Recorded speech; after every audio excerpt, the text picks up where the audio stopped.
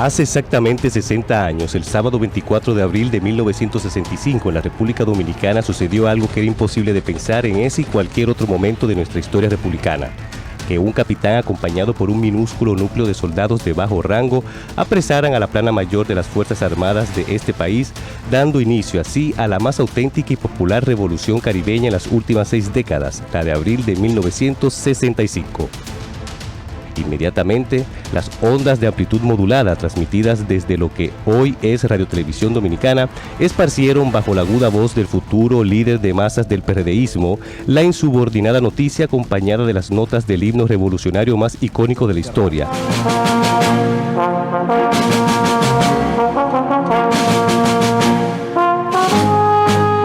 ¿Nunca te contaron que una vez más un héroe nacional traicionó al pueblo y a la patria pactando primero con los remanentes del Trujillato y después con una coalición de invasores? Se trata de Antonio Inver Barrera, uno de los ajusticiadores de Rafael Leónidas Trujillo. Lo que hace única a esta revolución en comparación con otras del Caribe es que no se sustentó en posturas políticas ni raciales, ni en aspiraciones personales, sino en el reclamo del pueblo de que vuelva a entrar en vigencia la Constitución de 1963 y el retorno del derrocado profesor Juan Bosch.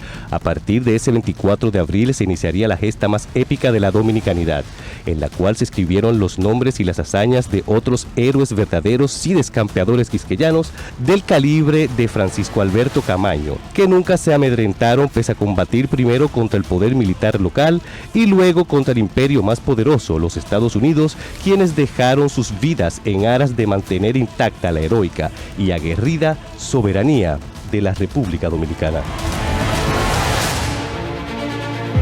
Gracias a nuestro compañero Luis Villaverde por esa mirada en contexto tan objetiva, equilibrada y haciendo una narración histórica de los hechos de esa gesta histórica, la Guerra de Abril de 1965. Don Chino Bujosa, el Chino Bujosa Mieses, para mí es un honor tenerle aquí en el estudio. En nombre de todo el equipo de La Mirada, muchas gracias por permitirnos el honor. Un excombatiente de la Guerra de Abril de 1965. Yo quisiera empezar por preguntarle, y perdónenme la pregunta, ¿valió la pena? Claro que sí, que valió la pena. 60 años después. Claro que sí. Hoy disfrutamos de una democracia, aunque todavía limitada, pero no podemos comparar lo que vivíamos los dominicanos antes de la Revolución de Abril. Un gobierno déspota como el Triunvirato, surgido de un golpe de Estado, que negó todo tipo de libertad y fue el causante de esa rebeldía que se produjo en abril 24 para retornar a la democracia, a la constitucionalidad perdida. O sea que lo que vivimos hoy es el resultado de ese proceso, donde hubo mucha sangre, mucho heroísmo, mucho martirilogio, que el resultado final ha sido este ambiente de democracia que hoy vivimos. Me gustó algo que dijo Luis Villaverde en La Mirada en Contexto, y es que fue una revolución distinta a otras revoluciones en diversos países del continente, que era para llevar a X persona a la presidencia o motivada por egos personales. Aquí no, aquí se estaba luchando por dos ideas: el retorno del profesor Juan Bosch sin elecciones y de vuelta a la Constitución del 63, y el interés de otro grupo que se oponía a ello, pero fue una gesta de ideales, de principios. Sin embargo, cuando le pregunto si vale la pena, y quiero preguntarle a Julio Valentín, a usted de Jagua, tú como joven, mijo, con 29 años, siendo un historiador, tu generación conoce el esfuerzo, el sacrificio, el heroísmo de hombres y mujeres como ese que tú tienes sentado a tu lado. Realmente sí. Parece que no, pero muchos jóvenes lo que tienden es a no valorarlo. ¿Tú crees que si se hace una encuesta entre los jóvenes de tu edad, salvo honrosas excepciones como tú, saben quién fue Francisco Alberto Camaño Deñó, saben quién fue el general Lora Fernández, saben quién fue Montes Arache, saben quién fue Antonio Inver Barrera, saben quién fue el general La Chapelle, conocen a los principales actores, a Héctor Aristi, el ministro de Abril, conocen a los actores? Sí. Quizás te digan, sí, yo conozco a Camaño, lo han escuchado. Difícil pase con el caso de Lora Fernández, el titán de Abril. Pero sí, por lo menos con Camaño sí. Lo que pasa es que, don Chino, es bueno explicarle a esa nueva generación que el movimiento surgió con la idea de Lora Fernández y de Fernández Domínguez, que después Francis, el coronel Camaño, es que asume el liderazgo fruto de los acontecimientos del intento de toma del Palacio Nacional y la muerte de... El ideólogo fue Fernández Domínguez realmente. Claro. Pero a la pregunta que le hiciste al amigo historiador, obviamente tenemos un déficit de ese conocimiento de nuestra historia. Creo que hay un gran déficit a nivel de la educación dominicana. Yo he tenido la oportunidad de ofrecer algunas conferencias, charlas en escuelas públicas, secundarias, y se me ocurre muchas veces preguntar, ¿usted alguien conoce aquí quién fue Camaño Dañón? La hermana Mirabal. O sea, por ahí era que iba mi pregunta de que la pregunta de si valió la pena, don Chino.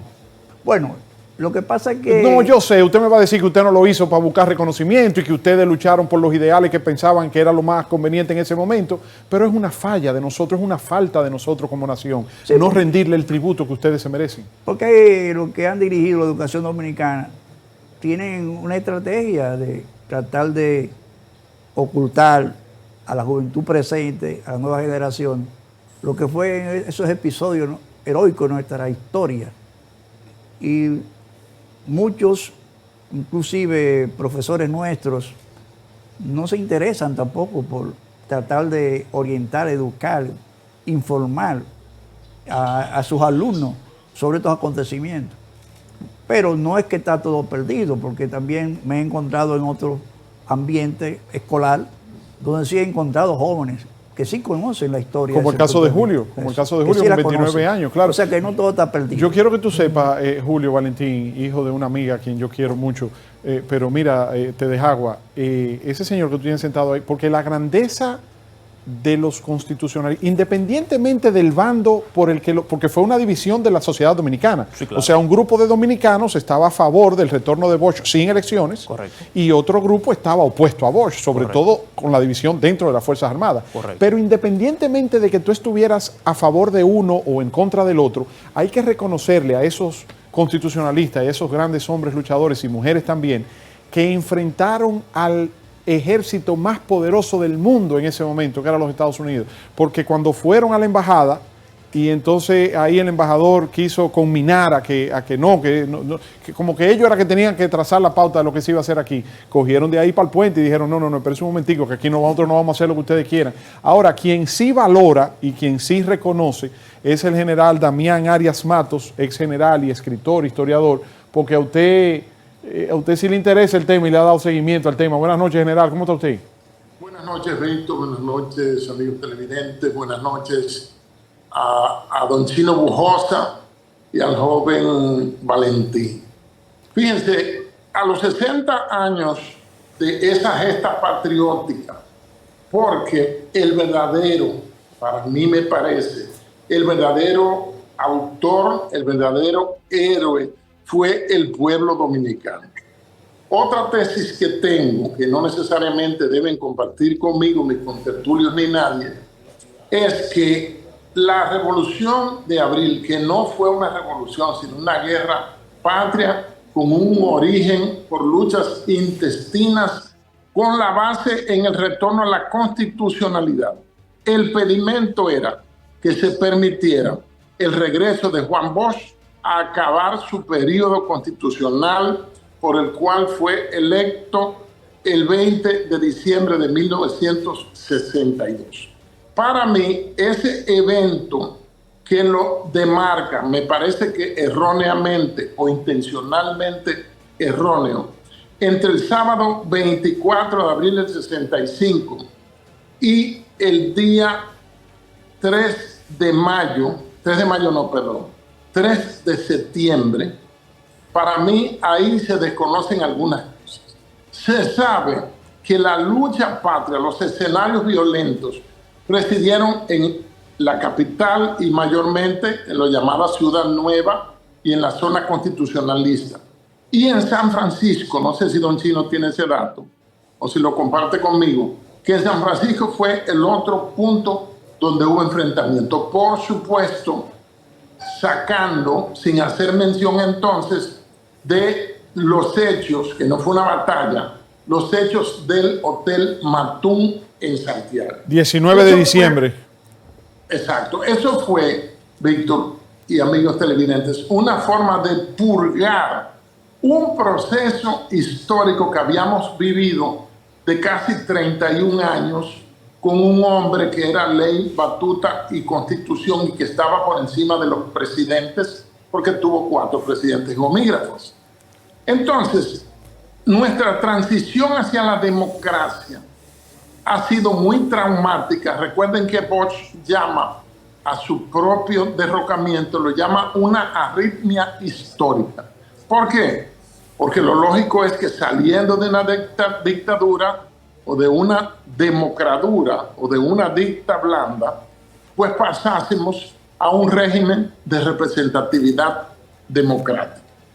Entonces, el gran actor es el pueblo dominicano, que luego de tantos años, de 3 décadas o más de oscurantismo, de deficiencia constitucional, de una vida republicana intervenida, como el caso de la primera ocupación de 1916 al 24, pues quería alcanzar estándares de democracia tomando en cuenta el entorno geográfico de nuestra proximidad con Cuba, tomando en cuenta el consenso de Washington del temor de otra Cuba en el Caribe. Claro. Esa era la principal amenaza por parte del gobierno de los Estados Unidos, don Chino, ¿verdad? Que veían, lo que dice el general Damián Arias Mato, que veían que República Dominicana se podía convertir, y el profesor Juan Bosch se podía convertir en un segundo gobierno comunista en el Caribe. Sí, es cierto, esa era una amenaza latente. Por eso los norteamericanos eran tan firmes en contra de Bosch. Claro, pero injustamente, porque Bosch nunca fue comunista. Don Chino, ¿cómo se involucra usted en la revolución? ¿Cómo llega José Bujosa Mieses a ser combatiente de la revolución de abril del 65? Yo era del 14 de julio, de la juventud del 14 de julio. Con Manolo Tavares Justo. Era líder estudiantil.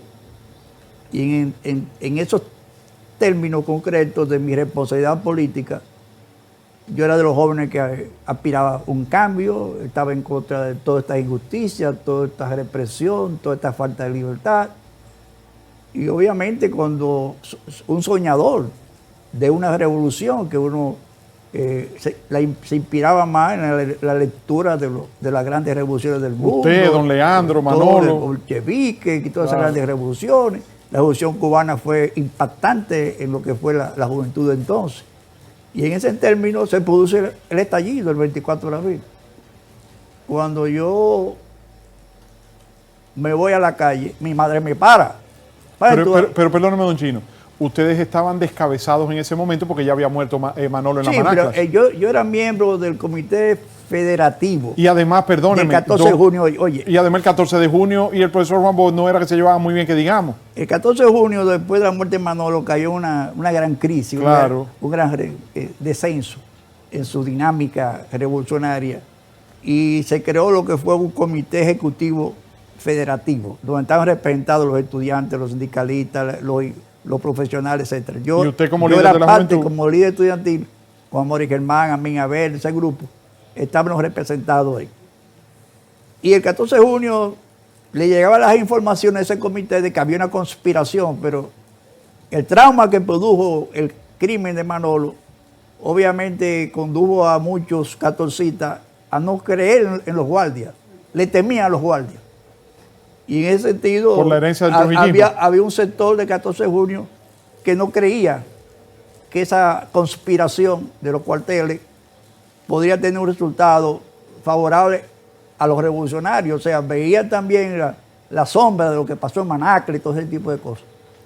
Pero al producirse la revolución, al producirse el estallido, el 14 de julio reflexiona esa política.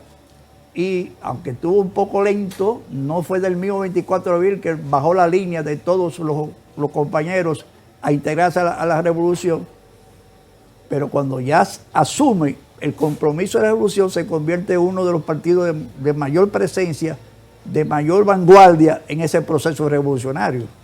Pero sin embargo, don Chino, cuando el 14 de junio presenta ciertas diferencias con el profesor Juan Bosch a raíz de las elecciones del 62, posteriormente a su derrocamiento y después de la muerte de Manolo Tavares Justo, el líder del 14 de junio en Las Manaclas, ustedes sí hicieron presencia en favor del retorno de Bosch sin elecciones. Sí, claro que sí. Claro. Bueno, la propia insurrección de Manolo fue por retorno a la constitucionalidad.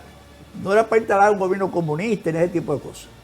La consigna de la insurrección del 28 de noviembre es retorno a la constitucionalidad. Fue la primera respuesta al golpe de Estado. La primera respuesta violenta al golpe de Estado. Y en ese sentido se sintió un poco mal el 14 de junio cuando después que se produce el proceso electoral de 66, el 14 quiso aliarse al PRD y Bosch.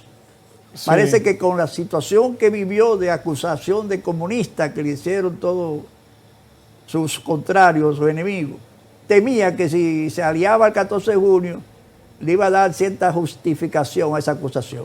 ¿Qué dice mi querido Tedes Agua sobre eso? ¿Cómo tú ves esa historia hace 60 años, una generación, 29 añitos? Claro, yo estoy aprendiendo, yo estoy absorbiendo, yo estoy fascinado. Yo no esperaba que tú me dijeras, mira, ¿qué tú opinas de esto? No. Yo estoy embelesado escuchando a Chico. Lo que pasa es que la idea de la producción, y felicito a Edwin y a todo el equipo de producción nuestro, es precisamente presentar ese contraste, esas tres generaciones. Porque imagínate, don Chino Bujosa fue un combatiente de la Revolución de Abril del 65. El general Damián Arias Matos es una generación que viene posterior, viene siguiendo a la de don Chino Bujosa, y tú eres un niño con 29 años que también tienes que tener una visión, una opinión sobre esto. Víctor, yo quiero coincidir con el general cuando dice que el verdadero protagonista de la revolución fue el pueblo dominicano. Creo que sí. Porque recuerda que al principio había una alianza entre militares reformistas y militares PRDistas. El grupo de San Cristóbal. El grupo de San Cristóbal. Claro, con el coronel Neyari. La alianza se planteaba en función de regreso de Bosch y de Balaguer. Pero, no, porque Balaguer fue un zorro político, sí. él se metió en la cola. Sí, pero también había un sector de los reformistas que decía formar una junta militar. Y había un sector de los PRDistas que entendían que no, que regresando Bosch se retomaba Bosch el poder y se le permitía terminar su proceso interrumpido. Entonces ahí se produjo una diferencia profunda que se manifestó después, ya cuando obviamente el pueblo toma las calles y lanza la consigna, junta militar no, regreso de Bosch sí. Esa consigna realmente llamó a la reflexión a los sectores del PRD. Replegó ese grupo de la herencia militar trujillista. Atila Luna, Viña Román. Sí. Entonces, sin embargo, perdóneme, don Chino, ahí, que le quiero hacer una pregunta. No sé si usted se la encuentre ofensiva. Nunca en la vida sería mi intención faltarle al respeto, todo lo contrario. Pero me gustaría hacérsela a usted y al general Damián Arias Matos. A Julio Valentín lo voy a excusar por joven, pero ¿le faltó a Juan Bosch una actitud más firme y decidida en apoyo a ustedes y regresar al país de una manera anterior porque varias veces se le quiso mandar a buscar y como que se barajó su regreso? ¿Le faltó a Juan Bosch ahí, no quiero utilizar el término valor personal, pero sí una actitud más enérgica en apoyo a eso que ustedes estaban aquí jugándosela? Bueno, a él se le propuso regresar al país con un vuelo clandestino, avioneta y todo, aterrizar un cañaveral. Dicen que Fernández Domínguez fue y habló con él allá. Habló con él y él entendía que no era correcto en ese momento. Había que ponerse en la ropa de Juan Bosch, en los calzados de Juan Bosch, ¿tú me entiendes? Estaba en el exilio en Puerto Rico también. Sí, déjeme ver qué dice el general. Es una situación muy compleja y él pensó que delegando los líderes de la revolución, para evitar un baño de que crearan las condiciones óptimas para su regreso, era más viable. Sí, porque yo no quiero acusar de cobarde, y como algunos otros lo señalan. Él decía que para evitar un baño de sangre. ¿Qué dice usted, general Damián Arias Matos? ¿Le faltó al expresidente Juan Bosch quizás una actitud más firme y decidida para regresar al país en ese momento? Bueno, Víctor, lo que sale más barato y que requiere menos esfuerzo analítico y mental, es decir, que fue por cobarde, que fue que tuvo miedo. hay que entender, como dice Don Chino, colocarse en la situación.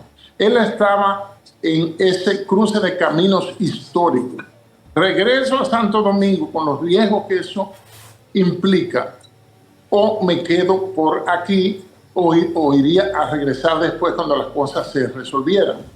A lo largo de su historia uno puede ver, y leyendo sus libros, que Bosch es un amigo de la democracia, es un apasionado del sistema democrático, aunque es el único que yo sepa candidato presidencial de nuestra historia, por no decir de la historia universal, que ha tenido que asistir a un debate con alguien que no es candidato, como el caso del cura, del sacerdote jesuita Láutico García, que fue 17 de diciembre, 3 días antes de las elecciones del 20 de diciembre del 62.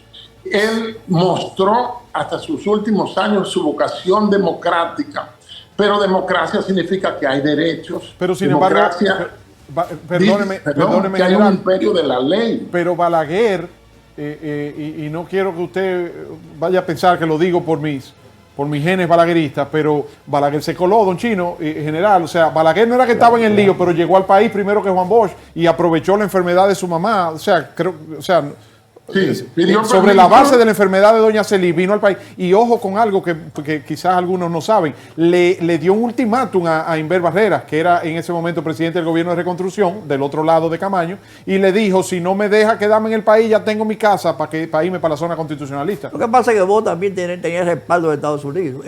Balaguer tenía respaldo de Estados Unidos y para él era más fácil regresar sin problema.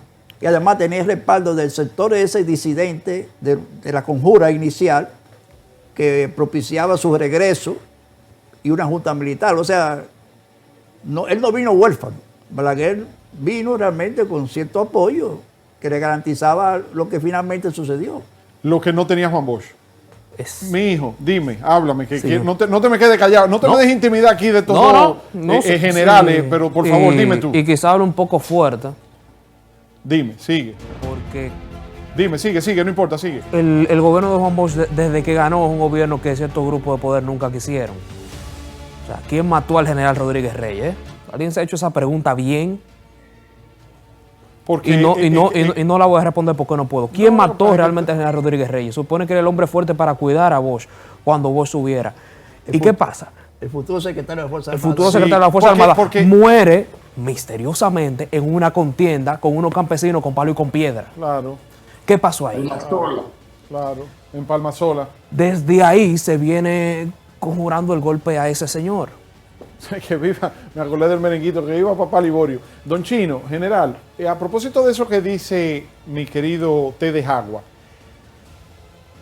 si el profesor Juan Bosch, al asumir la presidencia el 27 de febrero de 1963, destituye a Viña Román como secretario de la Fuerza Armada, a Tila Luna como jefe de la Fuerza Aérea, al Comodoro, o sea, a los jefes militares de la época, porque él hereda ese liderazgo militar trujillista, que no le iba a ser fiel a él y a su nuevo gobierno.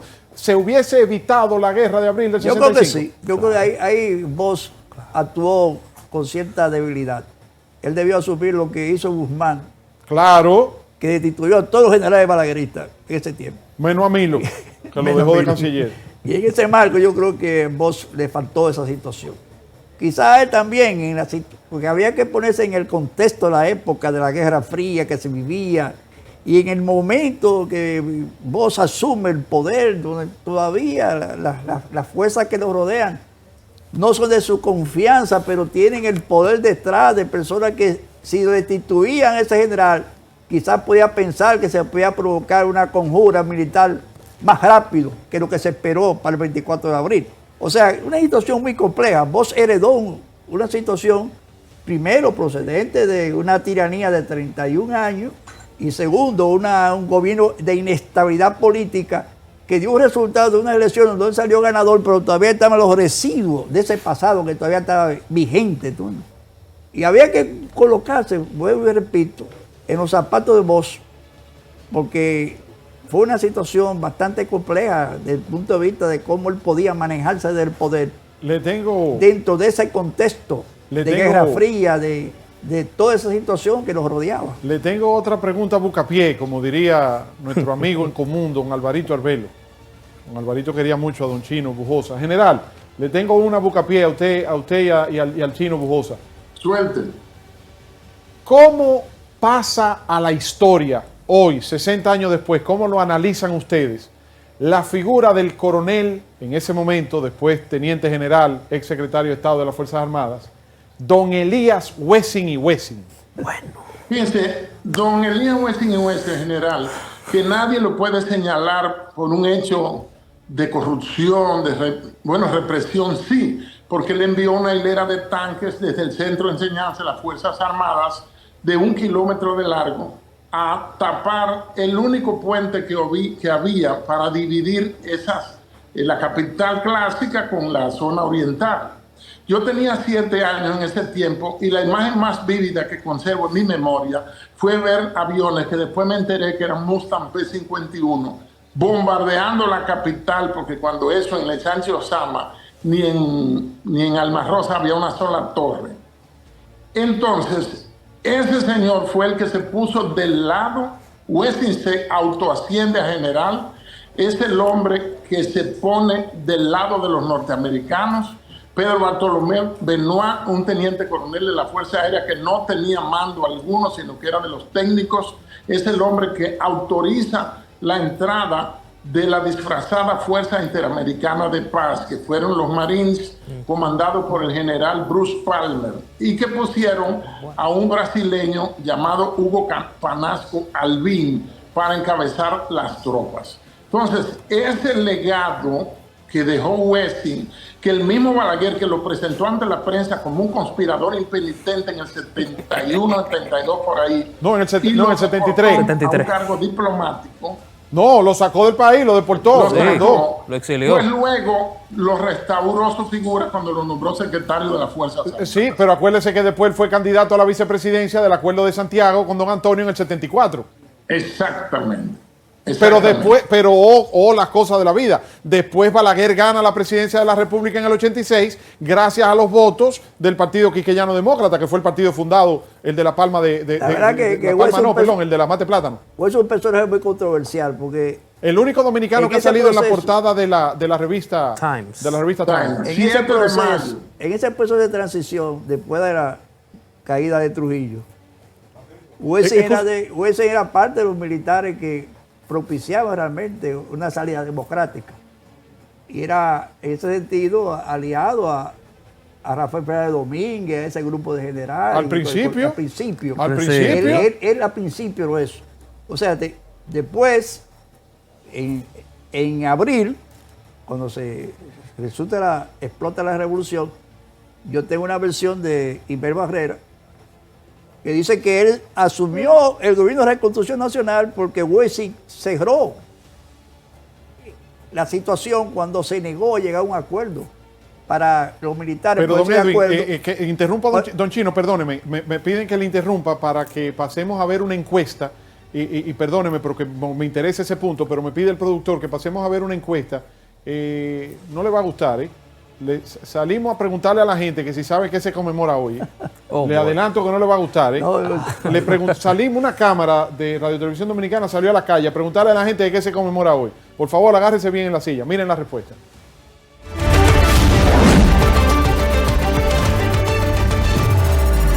¿Sabes qué día se celebra hoy? Sí, claro, la Revolución de Abril. El día de hoy no, señor. La batalla para, si no me recuerdo, para sacar a los extranjeros. ¿Cuál es la importancia, según tu parecer, de esa épica gesta histórica? Bueno, yo diría que parte del retorno de Juan Bosch al poder y la reincorporación de la democracia como un método de vida en la República Dominicana. Sí, la revolución, el pueblo se tiró a la calle porque no aguantaban las represalias gubernamentales de esa época. En esa época ellos querían venir al pueblo dominicano para invadir otro pueblo, pero realmente se querían hacer con la isla. ¿Tú sabes lo que fue la Revolución de Abril de 1965? No. Yo le dije ahorita, por eso empecé preguntándole que si valió la pena. Y usted entrándose a tiro y arriesgando su vida y enfrentando a los militares norteamericanos. sígame diciendo de Wessing, por favor. Que decía entonces que Wessing en ese proceso, primero estuvo en esa área para sacar a Trujillo, a en ese grupo. Y posteriormente entonces cuando se da la Revolución de Abril, según versión de Inver Barrera, cuando se dio la conveniencia entre un grupo de militares de los que estaban en la conspiración, de llegar a un acuerdo, Wessing dijo que no llegaba a acuerdo con los comunistas. Ahí se cerró y ahí prácticamente impidió la solución, que se pudo llegar a un acuerdo sin llegar a esa guerra fratricida que se dio realmente. O sea que sucede eso y actúa en lo que fue la operación limpieza, que ahí fue donde realmente más muertos hubo en la Revolución de Abril, en esa operación limpieza, y él era la cabeza de eso. Y entonces sucede lo increíble. Perdóneme. El PPD plantea una tesis, el golpe de Estado revolucionario, y Wessing era parte de ese golpe de Estado revolucionario. Algo que yo realmente todavía no entiendo. Dicen que él lo encabezaba. Y entonces, después viene en el proceso que se dio de aquel proceso de impedir de que la oposición se abstuviera, sí. el de la dignidad. El bloque de la dignidad. Se planteó también ahí, en cierto sentido, hasta con Guzmán, se barajaba la figura de Wessing como vicepresidente. ¿Fue candidato a la vicepresidencia? Vicepresidente, Sí. Siendo Wessing una figura que salió de la Guerra de Abril como un genocida. Después apoyó a Balaguer en el 86 y después fue secretario de la Fuerza Armada. Y después vemos cómo Joaquín Balaguer lo desconsidera. La política, porque supuestamente estaba conspirando y después lo vemos que lo nombra secretario. O sea, una figura muy controversial. Mira, mi hijo, tú sabes lo que la operación limpieza, lo que dice don Chino Bujosa. Paraban unos francotiradores arriba de los edificios en la zona. Estaban también los francotiradores de los molinos. Sí. Esos tipos sabes, estaban no creativos. Operación limpieza porque era la limpieza. Sí. Miren, tenemos ya que ir terminando y quisiera darle una oportunidad para que ustedes los tres puedan expresar una mirada sobre estos 60 años de la Revolución de Abril con una reflexión final, empezando por el general Damián Arias Matos, ex general, escritor e historiador dominicano. Adelante, general Damián. Gracias, Víctor. Para cerrar, puedo decir que en el diálogo tan enriquecedor que hemos tenido, no se ha tocado como parte de esa purga que yo mencionaba, que era la Guerra de Abril, la participación del Consejo de Estado en el 62 y también el famoso triunvirato. Fueron un grupo de personas que se adueñaron del poder.